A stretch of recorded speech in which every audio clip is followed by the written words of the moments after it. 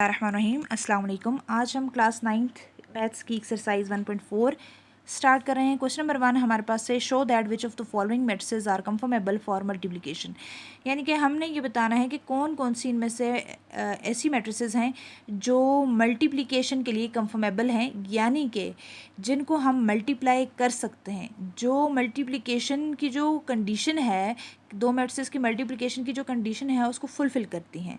ठीक है, तो हम यहाँ पे सॉल्यूशन की तरफ चलते हैं।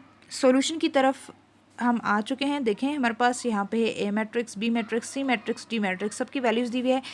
मल्टीप्लिकेशन में जो उसकी जो कंडीशन है उसको देखने के लिए हम इस तरह करते हैं कि इनका ऑर्डर लिख लेते हैं। ठीक है, अब इस मैट्रिक्स को देखें तो इसमें 2 रोज़ हैं और 1 कॉलम है, इसका ऑर्डर 2 क्रॉस 1 हो गया। बी मैट्रिक्स को देखें, इसमें 1 रो और 2 कॉलम्स हैं तो 1 क्रॉस 2 ऑर्डर हो गया। ठीक है, यानी रो की तादाद को हम पहले लिखते हैं, 1 रो है, और कॉलम की तादाद को बाद में लिखते हैं। ठीक है, पहला डिजिट जो ऑर्डर में होता है वो नंबर ऑफ़ रोज़ को रिप्रेजेंट करता है, दूसरा डिजिट जो है वो नंबर ऑफ़ कॉलम्स को रिप्रेजेंट करता है। इसी तरह यहाँ पे इसमें तो number of rows and number of columns same है। 2 क्रॉस 2 की मैट्रिक्स है, 2 रोज़ हैं और 2 ही कॉलम्स हैं, 2 क्रॉस 2 की मैट्रिक्स आ गई। और ये वाली जो है हमारे पास 1 क्रॉस 3 की मैट्रिक्स आ गई, 1 रो और 3 कॉलम्स हैं। अब मल्टीप्लिकेशन की जो कंडीशन होती है वो कुछ इस तरह से होती है कि आपके पास जो दो मैट्रिक्सेस आप मल्टीप्लाई करना चाह रहे हैं उसमें से पहली जो मैट्रिक्स है, ठीक है, उसके कॉलम की तादाद और दूसरी मैट्रिक्स के रो की तादाद बिल्कुल सेम होनी चाहिए, तब ही वो दो मैट्रिसेस आपस में मल्टीप्लाई हो सकती हैं। ठीक है, लेट्स से हम ए बी फाइंड करना चाहते हैं, ए और बी को आपस में मल्टीप्लाई करना चाहते हैं, ए बी फाइंड करना चाहते हैं। तो पहली मैट्रिक्स ए बी में आपके पास ए मैट्रिक्स है, ए मैट्रिक्स की कॉलम की तादाद आप देखें तो वो हमारे पास है 1। ठीक है, और बी मैट्रिक्स की रो की तादाद देखें तो वो हमारे पास 1। तो पहली जो मैट्रिक्स है उसके कॉलम की तादाद और दूसरी जो मैट्रिक्स है उसकी रोज़ की तादाद सेम है, इसका मतलब है ए बी पॉसिबल है। ठीक है, इसका मतलब है ए बी पॉसिबल है, लेकिन ये ज़रूरी नहीं कि बी ए बी पॉसिबल हो। ठीक है, कुछ केसेस ऐसे होते हैं जिनके अंदर बी ए पॉसिबल नहीं होता। ठीक है, लेट्स से अगर आप इस केस में तो देखते हैं कि ये हमारे पास पॉसिबल है। ठीक है, बी ए बी इस मैट्रिक्स ए और बी मैट्रिसेस में अगर बी ए फाइंड कर दें हम, ठीक है, बी को ए से मल्टीप्लाई करें तो बी ए बी पॉसिबल है। क्यों? बी के कॉलम्स की तादाद देखें तो वो हमारे पास है 2 और ए की रोज़ की तादाद देखें तो हमारे पास है 2, दोनों सेम है।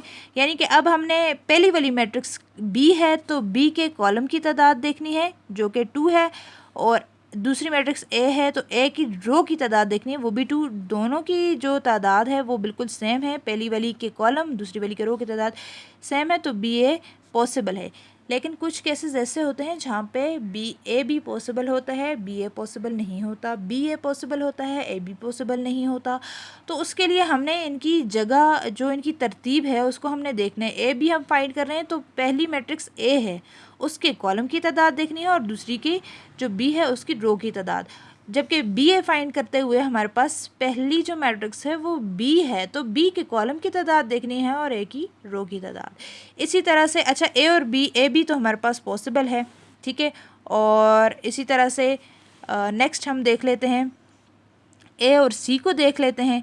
ठीक है, ए और सी को अगर हम देखें तो पहली वाली मैट्रिक्स अगर ए सी हम फाइंड करना चाहते हैं, ठीक है, तो ए के हमने कॉलम की तादाद देखनी है, कॉलम की तादाद है 1 और सी की रो की तादाद है 2, तो इसका मतलब है ये ए सी जो है वो पॉसिबल नहीं है। ठीक है, इसी तरह अब हम सी ए देख लेते हैं। ठीक है, इसको उलट देख लेते हैं। सी ए को अगर हम देखें तो अब हमने सी के कॉलम्स की तादाद देखनी है, सी के कॉलम्स की तादाद 2 है। ठीक है, और ए की रोज़ की तादाद 2 है, तो इसका मतलब है इसके कॉलम और इसकी रोज़ की तादाद सेम है, तो इसका मतलब सी ए जो है वो पॉसिबल है। ठीक है, ए सी पॉसिबल नहीं है जबकि सी ए पॉसिबल है।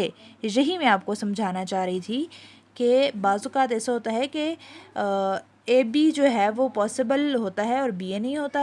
कभी ऐसा भी होता है कि बी ए पॉसिबल होता है और ए बी नहीं होता। अब जैसे इस केस में ए सी पॉसिबल नहीं है जबकि सी ए जो है वो पॉसिबल है। ठीक है, इसी तरह से बाकी मैट्रिसेस को भी आप देख सकते हैं, बी और सी को देख सकते हैं, बी और डी को देख सकते हैं। ठीक है, आपने जस्ट जो है इनको इनकी तरतीब के लिहाज से जो आप फाइंड करना चाहते हैं उस तरतीब के लिहाज से आपने देखना है कि पहली वाली के नंबर ऑफ़ कॉलम्स और दूसरी वाली के नंबर ऑफ़ रोज सेम होने चाहिए। अच्छा, यहाँ पे देख लें कि ए बी जो है वो हमारे पास पॉसिबल है। ठीक है, बी ए भी पॉसिबल है। इसी तरह से ए सी पॉसिबल नहीं है, जबकि सी ए हमारे पास जो है वो पॉसिबल है। और डी जो है, डी मैट्रिक्स किसी भी मैट्रिक्स के साथ जो है वो मल्टीप्लिकेशन के लिए कंफर्मेबल नहीं है। नेक्स्ट हमारे पास जो क्वेश्चन है, if A is equal to -1 0 2 1, B is equal to 3 -2, is it possible to find both A B and B A. ठीक है, अब क्या ये पॉसिबल है कि ए बी और बी ए को दोनों को आप फाइंड कर सकें, यानी कि कंडीशन को वो फुलफ़िल करेंगे तो ही हमारे पास इनको फाइंड करना पॉसिबल होगा ना। और अगर पॉसिबल हैं, ठीक है, फाइंड द पॉसिबल प्रोडक्ट, यानी कि पॉसिबल हैं तो प्रोडक्ट फाइंड करें। ठीक है, उनको मल्टीप्लाई करें आप। अच्छा, फर्स्ट अब हमारे पास यहाँ पे देखें तो ए बी को अगर हम चेक करना चाहते हैं कि ए बी पॉसिबल है या नहीं। ठीक है, तो ए मैट्रिक्स का हम ऑर्डर अगर देखते हैं तो हमारे पास आता है 2 रोज़ हैं हमारे पास। ठीक है, और 2 कॉलम्स है। इसका ऑर्डर आ गया 2 क्रॉस 2। ठीक है, इस तरह से अब हम जो बी मैट्रिक्स है इसका ऑर्डर देखें तो 2 रोज़ हैं और 1 कॉलम से, यानी कि इसका ऑर्डर है 2 क्रॉस 1। अगर हम ए बी फाइंड करना चाहते हैं, पहले हम ए बी को देखते हैं तो हमने ए की नंबर ऑफ़ कॉलम्स देखे, नंबर ऑफ़ कॉलम्स इसके हैं 2, और बी के नंबर ऑफ़ रोज़ ये भी हमारे पास 2। इसका मतलब है कि ए बी पॉसिबल है। ठीक है, ए बी पॉसिबल है। अच्छा, फाइंड करने का तरीका मैं आपको दिखाती हूँ, लेकिन उससे पहले जो है वो हम बी ए को भी चेक कर लेते हैं। ठीक है, कि बी ए पॉसिबल है या नहीं। बी ए के लिए हमने देखनी है बी के नंबर ऑफ़ कॉलम्स, बी के नंबर ऑफ़ कॉलम्स हैं 1 और ए की नंबर ऑफ़ रोज़ जो कि हैं 2। इसका मतलब है बी ए पॉसिबल नहीं है। ठीक है, सेम होते तो फिर पॉसिबल था, सेम नहीं है तो पॉसिबल नहीं है। और यहाँ पे जो यही वाली चीज़ जो है वो यहाँ पे लिखी हुई है। ठीक है, ये इधर ये जो स्टेटमेंट में लिखी हुई है यही वाली चीज़ लिखी हुई है। अब ए भी क्योंकि पॉसिबल है तो हमने प्रोडक्ट फाइंड करना है। प्रोडक्ट फाइंड करने का तरीका अब यहाँ से आप देखिएगा। प्रोडक्ट फाइंड करने का तरीका ये है कि पहले आपने क्या करना है कि फ़र्स्ट रो, ठीक है, फ़र्स्ट रो को आपने मल्टीप्लाई करना है फ़र्स्ट कॉलम के साथ। ठीक है, पहले इस रूल को थोड़ा सा माइंड में रखते हैं, उसके बाद फिर अंदर वाला तरीका बताती हूँ। फ़र्स्ट रो को फ़र्स्ट कॉलम के साथ, और अगर सेकंड कॉलम बी है, लेट यहाँ पे तो जस्ट 1 कॉलम है ना, सेकंड कॉलम भी होता तो फिर आप क्या करते हैं, फर्स्ट रो को सेकंड कॉलम के साथ भी करते हैं। फिर फर्स्ट रो को अगर थर्ड कॉलम होता तो थर्ड कॉलम के साथ भी करते। ठीक है, यानी first row first column, first row second column, first row third column, जितने भी कॉलम्स हैं उनके साथ आपको करना होगा अगर हैं।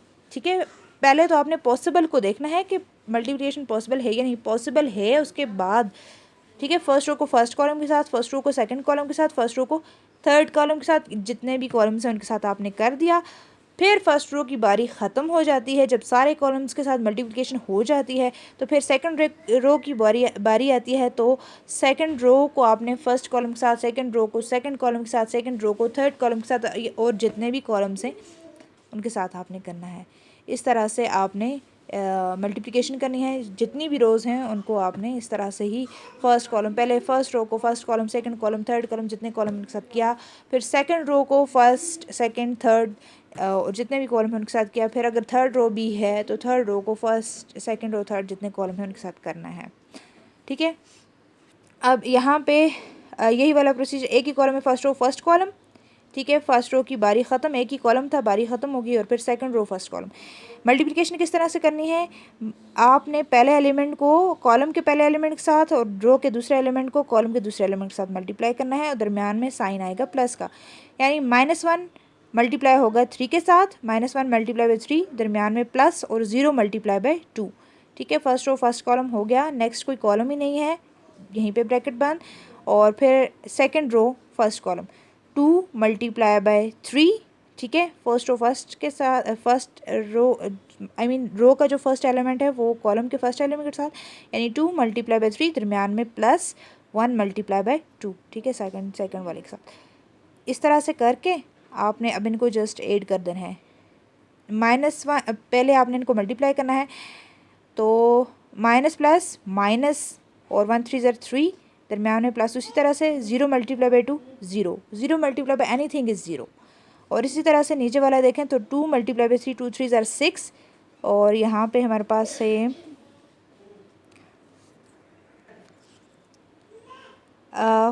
यहाँ पे प्लस है, ये इन्होंने गलती से माइनस लिखा हुआ है। अगर यहाँ 2 के साथ माइनस होता, ठीक है, फिर तो ये प्लस माइनस माइनस हो जाता, लेकिन यहाँ प्लस है, प्लस 1 2 ज़र 2, ठीक है। और यहाँ पे हमारे पास क्या आ जाएगा, -3 प्लस 0, किसी भी नंबर में आप 0 को प्लस करेंगे उस पर कोई फ़र्क नहीं पड़ेगा, -3 उसी तरह से आ जाएगा, ठीक है। -3 और 6 + 2 यहाँ पे 8 आता है, ठीक है। तो ये हमारे पास AB आ गया, ठीक है। इस तरह से मल्टीप्लिकेशन आपने करनी होती है। Thanks for watching.